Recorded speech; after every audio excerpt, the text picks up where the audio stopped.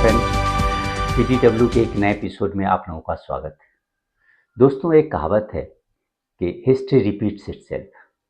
इसका मतलब कि आफ्टर सर्टेन टाइम जो इंसिडेंट पास्ट में हुआ वो दे विल हैपन अगेन। और इसीलिए ये ज़रूरी है कि हम हिस्ट्री से सीख लें ताकि we can avoid the happening of those past incidents again. लेकिन ऐसा लग रहा है कि Pakistan is it has decided not to learn from its past mistakes. 1971 में जब ईस्ट पाकिस्तान में क्राइसिस हुई, वहाँ जो वेस्ट पाकिस्तान कर लें या पाकिस्तान गवर्नमेंट के अगेंस्ट में जब प्रोटेस्ट शुरू हुआ, तो उस समय की आर्मी जो लीडरशिप थी उनको लग रहा था कि भाई just you kill 20,000 Bengalis and everything will be normal. वो लोग उसी इम्प्रेशन में थे। और उसके बाद आप देख ही रहे हैं कि भाई 20,000 क्या, उसमें तो भाई लाखों लोग की बलि चढ़ा दी गई। लेकिन अल्टीमेटली पाकिस्तान को नुकसान ही भुगतना पड़ा। ईस्ट पाकिस्तान उन उससे अलग हो गया और now they are known as Bangladesh. लेकिन अब अगर हम देखें तो ऐसा लग रहा है कि Pakistan is repeating the same mistakes. Balochistan में जो 11 मार्च को ट्रेन हाईजैकिंग हुई, जाफर एक्सप्रेस ट्रेन की, उसके बाद पाकिस्तान आर्मी का जो स्टैंड है वो काफ़ी हार्डेंड हो गया और उस सेम स्ट्रेटजी जो स्लेज हैमर अप्रोच पाकिस्तान ने जो पास्ट में अपनाया है, उसी अप्रोच को आगे बढ़ा रही है।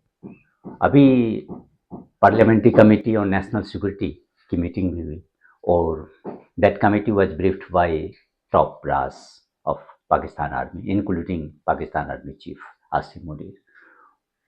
उनका अगर आप स्टेटमेंट जैसे कि वहाँ के मीडिया में रिपोर्टिंग हुई है उसकी, तो बड़ा ही मैंने कहने कि not well thought out strategy है।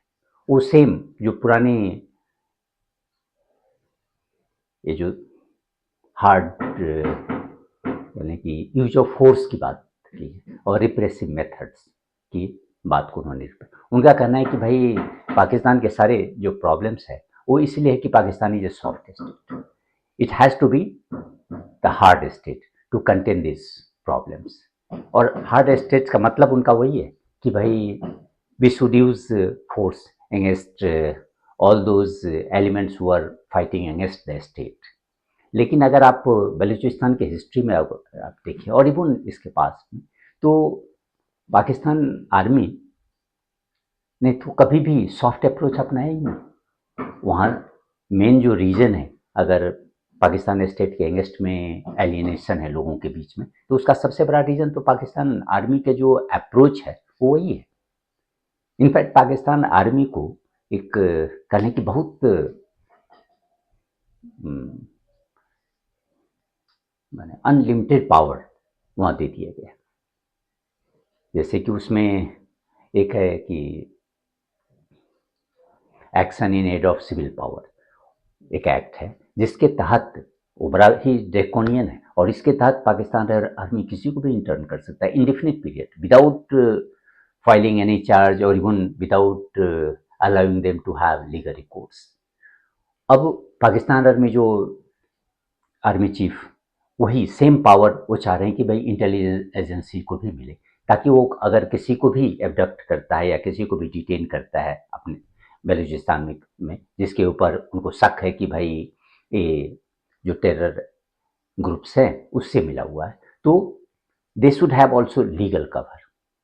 और इसी के कारण उनका अगर देखेगी पाकिस्तान की जो शहबाज शरीफ गवर्नमेंट ने भी just after the request of Pakistan Army Chief, they have constituted harden the state committee और उसमें वही सेम है कि भाई the committee will recommend what are the needed measures to make the state more harder। इसका मतलब है कि उनको एक खुली छूट चाहिए, वो जो चाहे वो कर सकते हैं बलूचिस्तान में। और लेकिन अभी तो वो लीगल जो मेजर्स है वो अभी पास भी नहीं हुआ है।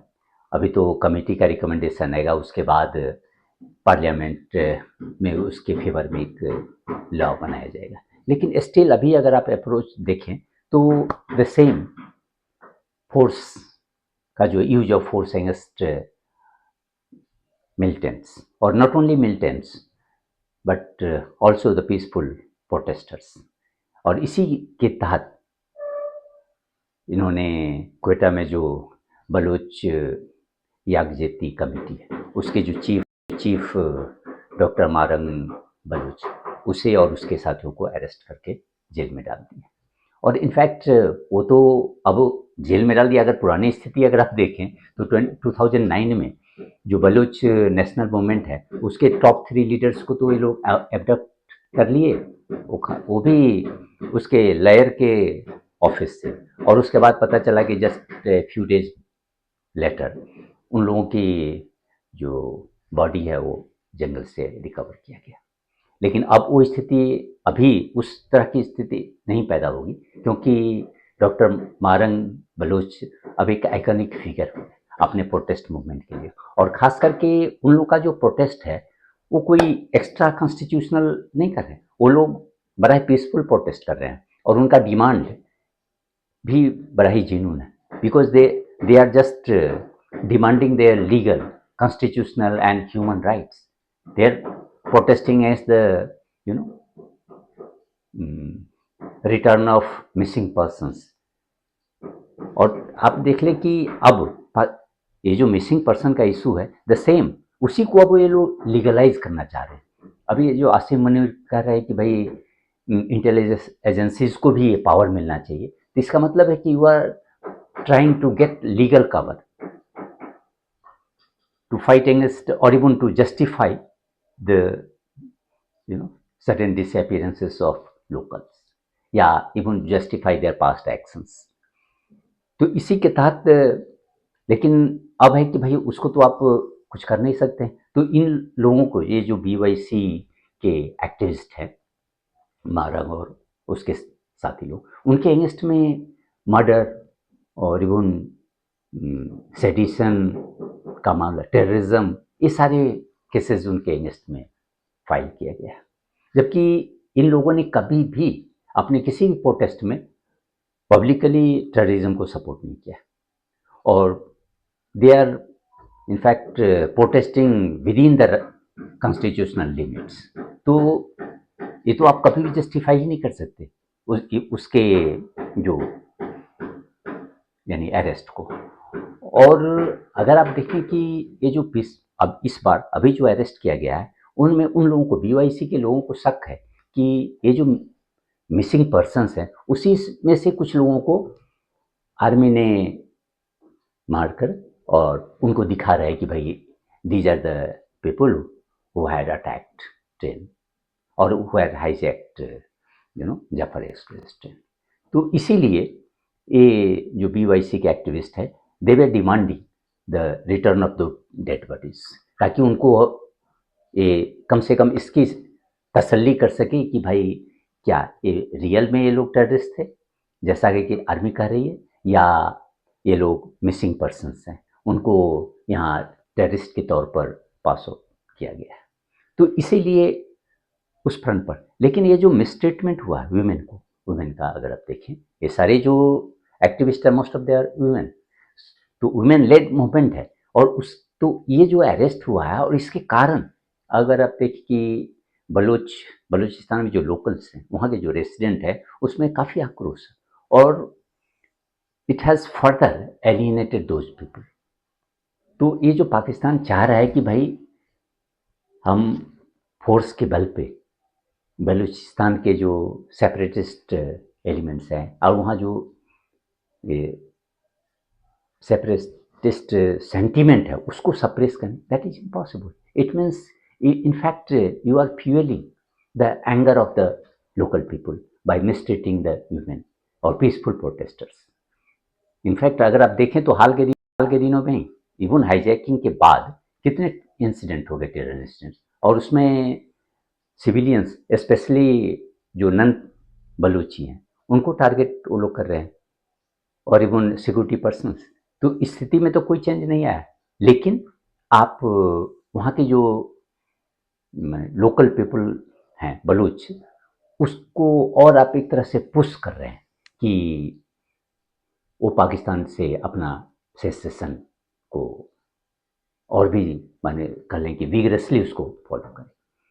इसीलिए यूएन सिक्योरिटी एक्सपर्ट्स जो हैं उन लोगों का भी डिमांड आया है कि भाई इन मारंग बलूच और उसके जो साथी उन लोगों को रिहा किया जाए इमीडिएट।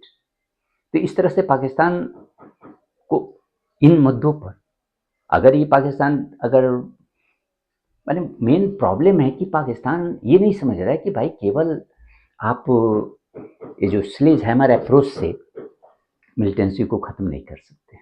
आपको कैरेट एंड स्टिक वाली अप्रोच अपनानी पड़ेगी। एक तरफ तो आप you have to apply kinetic action against the militants, but at the same time you should talk to the genuine representatives of Baluch people and to listen to their grievances and try to address them within the limits of the constitutions। लेकिन ये उस पर नहीं जा रहे हैं, ये सोच रहे हैं कि भाई फोर्स यूज करके हम दोनों ही को शांत कर दें। That is next to impossible. इसीलिए पाकिस्तान के जो ह्यूमन राइट्स एक्टिविस्ट हैं थे आईआर रहमान, उन्होंने कहा था कि भाई India uses politics to solve its militancy problem, but Pakistan uses military to solve its political problems. तो ये अब देखिए कि इससे ही पता चलता है कि भाई पाकिस्तान की आर्मी किस तरह वहाँ के डोमेस्टिक पॉलिटिक्स में इन्वॉल्व है, और ये जो मैंने सेपरेटिस्ट प्रॉब्लम पाकिस्तान के जो डिफरेंट प्रोविंसेस में है उसको हैंडल करने में वो सक्सेसफुल नहीं हो रही है। अगर ये कंटिन्यूअस रहा तो हमें नहीं लगता कि पाकिस्तान को एक इनफैक्ट अनदर डिवीजन का भी सामना करना पड़ जाए, क्योंकि अभी एक मेडलिस्ट मीडिया रिसर्च इंस्टीट्यूट है, उन्होंने भी अभी 21 मार्च को जो अपना डेली ब्रीफ दिया है उसमें उन्होंने कहा है कि भाई the day for Balochistan freedom has arrived, it is hardly 2 steps away from gaining independence from Pakistan, and army and ISI they do not admit it publicly। तो इसका मतलब ये जो डायर प्रेडिक्शन है भाई एक रिसर्च इंस्टीट्यूट का है, ये नहीं है कि कोई इंडिया का है या किसी अदर जो राइवल्स का लें, पाकिस्तान के इनमी सो कॉल्ड इनमीज का कि लोग नहीं कह रहे हैं, ये तो भाई media research institute they are predicting the future. तो इसीलिए हम कह रहे हैं कि भाई पाकिस्तान को अभी भी टाइम है। एक तरफ तो आप माने डुअल ट्रैक अप्रोच पाकिस्तान को अपनाना चाहिए, एक तरफ आप मिलिटेंट के अगेंस्ट में फाइट करें, उसे उसके साथ आप फोर्स यूज कर सकते हैं, लेकिन दूसरी तरफ जो लोकल पीपल है उनके ग्रीवांसेस को एड्रेस करें, नहीं तो मुसीबत और बढ़ती जाएगी। जैसे कि पहले ये जो पहले कि पूर्व चीफ मिनिस्टर हैं मैंगल, अख्तर मैंगल, उन्होंने भी पाकिस्तान प्रेसिडेंट आसिफ अली जरदारी और उनके बेटे जो बिलावल भुट्टो उनको भी कंडेम किया। वो कहते हैं कि भाई ये जो औरतों के साथ जो मिस ट्रीटमेंट किया जा रहा है, it won't be forgotten and the state will have to pay the huge price for it. तो इस तरह से ये जो सेंटिमेंट है, ऐसा नहीं है कि हाँ ये टॉप लीडर तो ये it has spread like wildfire across the length and breadth of the province। तो इसीलिए Pakistan must learn from its past mistakes and try to address the grievances of Baloch people, ताकि ये जो नेशनल इंटीग्रिटी को और strengthen करे। ऐसा नहीं है कि हाँ आप और भी अधिक पावर पाक आर्मी को मिल जाए इस प्रॉब्लम को सॉल्व करने के लिए, और they can do it, that is next to impossible। Otherwise Pakistan will have to go through another phase of partition।